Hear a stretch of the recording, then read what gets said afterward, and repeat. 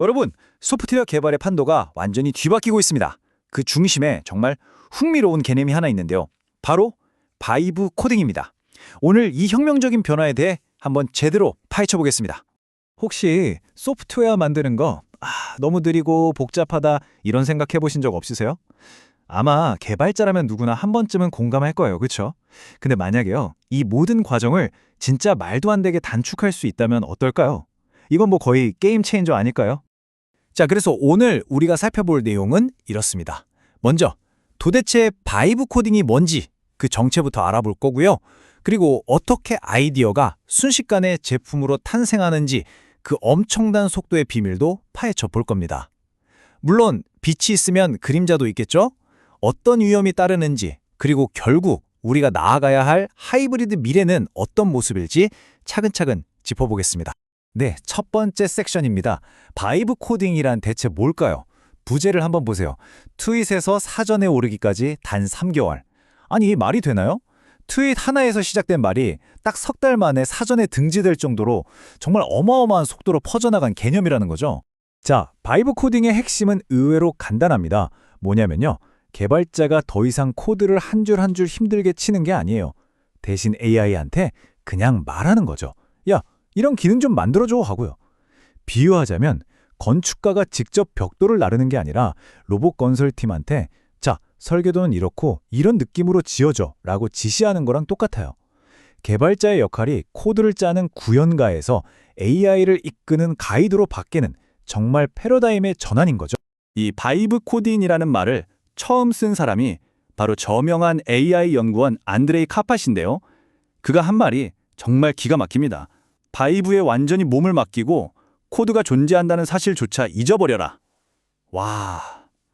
그러니까 막 복잡한 문법 하나하나에 얽매이지 말고 전체적인 느낌, 그 바이브를 가지고 AI랑 소통하라는 거예요. 정말 새로운 방식의 개발이죠. 이 타임라인 좀 보세요. 진짜 말이 안 나옵니다. 2025년 2월에 처음 이 단어가 나왔는데 바로 다음 달에 사전에 올라가더니 그해 올해의 단어가 됐어요. 여러분, 이게 어떤 의미인지 아시겠어요? 한 연구원의 트윗 하나가 몇 달 만에 세상을 뒤흔든 거예요. 이 개념이 가진 파급력이 얼마나 폭발적인지 이걸로 그냥 설명이 끝나는 거죠. 좋습니다. 그럼 이 멋진 개념이 그냥 말로만 끝나는 걸까요? 절대 아니죠. 이미 우리의 아이디어를 순식간에 현실로 만들어주는 정말 마법 같은 도구들이 속속 등장하고 있습니다. 자, 지금부터 그 주인공들을 만나보시죠. 자, 대표 주자 중 하나가 바로 벌셀의 V0입니다. 워크플로우를 한번 보세요. 기존의 그 복잡했던 개발 과정이 딱 4단계로 줄었어요. 1단계, 그냥 아이디어를 말로 풀거나 그림을 보여줘요. 2단계, AI랑 채팅하듯이 이거 좀 바꿔줘, 저거 추가해줘 하고요. 3단계, 필요한 데이터베이스나 API를 연결하고 마지막으로 클릭 한 번이면 끝! 바로 세상에 공개되는 겁니다. 와, 이거 정말 혁신 아닌가요? 구글의 스티치, 이것도 정말 물건입니다. 제일 대박인 건 뭐냐면요. 그냥 냅킨에 끄적인 아이디어 스케치 있잖아요. 그걸 사진 찍어 올리면 AI가 그걸 보고 진짜 쓸 수 있는 고품질 디자인이랑 코드를 쫙 뽑아준다는 거예요. 상상이 가세요? 디자이너랑 개발자가 서로 이건 구현 안 돼요. 이 느낌이 아닌데 하면서 씨름할 필요가 확 줄어드는 거죠. 그야말로 혁명입니다. 자, 그럼 이제부터 바이브 코딩이 왜 이렇게까지 난리인지 그 핵심적인 이유에 대해 이야기해 보겠습니다. 바로 속도입니다. 여러분이 생각하는 것보다 훨씬 더 빠릅니다. 얼마나 압도적인지 지금부터 숫자로 직접 보여드릴게요. 첫 숫자부터 입이 떡 벌어집니다. 55%. 이게 무슨 뜻이냐면요. 기존 방식대로 개발하는 것보다 프로젝트를 끝내는 속도가 55%나 더 빠르다는 거예요. 쉽게 말해서 2달 꼬박 걸릴 일이 한 달도 안 돼서 끝난다는 얘기입니다. 이건 그냥 좀 빨라지는 수준이 아니라 완전히 다른 차원의 효율이죠. 근데 여러분, 놀라긴 아직 이릅니다. 이건 전체 프로젝트 얘기고요. 특정 기능을 하나 만드는데 걸리는 시간은요. 무려 20배에서 최대 50배까지 빨라집니다. 50배요? 개발자 한 명이 일주일 내내 끙끙대면서 만들 기능을 단 몇 시간 만에 뚝딱 만들어낼 수 있다는 거예요. 이건 뭐 생산성 혁명이라고밖에 부를 수가 없네요.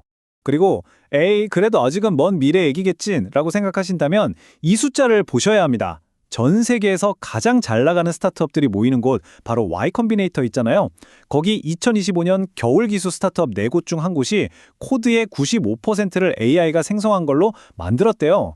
이미 현실이라는 거죠. 그것도 가장 최전선에서요. 정말 충격적이지 않습니까? 와, 정말 대단하죠? 하지만 세상에 완벽한 건 없잖아요. 이렇게 엄청난 속도와 가능성 뒤에는 우리가 반드시 짚고 넘어가야 할 아주 심각한 위험도 도사리고 있습니다. 이제부터는 이 화려한 약속과 냉혹한 현실 사이 그 아슬아슬한 줄타기에 대해 이야기해 보겠습니다. 자, 이 표를 보시면 두 방식의 차이가 한눈에 들어오죠. 다 중요하지만 여기서 우리가 진짜 주목해야 할 건 바로 개발자의 역할이 어떻게 변하는가 하는 점입니다. 예전에는요, 개발자가 한 땀 한 땀 코드를 짜는 장인이었다면 이제는 AI라는 엄청난 부하 직원을 데리고 일하는 프로젝트 매니저 혹은 감독관이 되는 거예요. 방향을 제시하고 결과물을 테스트하고 최종 책임을 지는 거죠. 역할의 정의가 완전히 바뀌는 겁니다. 이 장밋빛 전망 뒤에 숨겨진 위험들, 이게 정말 만만치가 않습니다. 특히 첫 번째, 보안 문제. 이거 보세요. AI로 만든 앱 10개 중 하나 이상에서 개인정보가 그냥 술술 셀 수 있는 심각한 보안 구멍이 발견됐대요.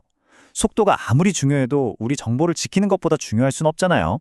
이건 정말 심각하게 받아들여야 할 문제입니다. 이 분야의 전문가인 사이먼 윌리슨의 경고는 그래서 더 뼈 아픕니다. 그가 뭐라고 하냐면 바이브 코딩으로 실제 서비스 중인 제품을 만드는 건 명백히 위험하다는 거예요.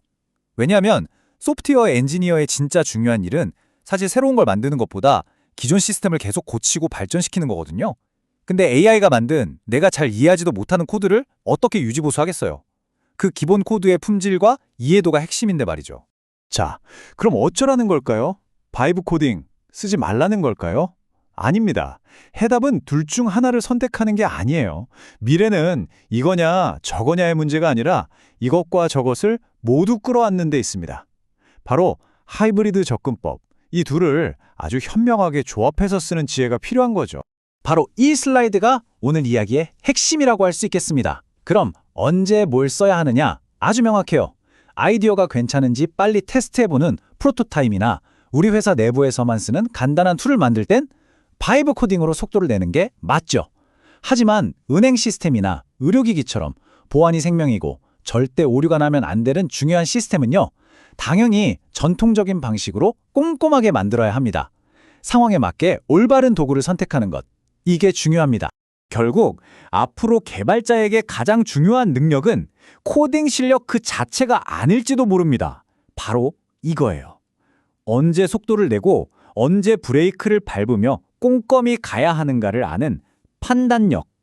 이제는 기술을 아는 것보다 그 기술을 언제 어떻게 써야 할지 아는 지혜가 훨씬 더 중요해지는 시대가 오고 있는 겁니다.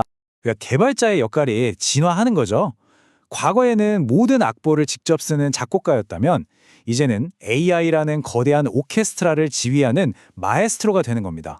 어떤 음악을 연주할지 방향을 정하고 연주가 제대로 되는지 귀 기울여 듣고 최종 결과물의 완성도를 책임지는 역할로요. 훨씬 더 넓은 시야가 필요해진 거죠. 오늘 이야기는 이 질문을 여러분께 던지면서 마무리하고 싶습니다. AI가 코드를 대신 써주는 시대. 그렇다면 우리 인간의 역할은 과연 무엇일까요?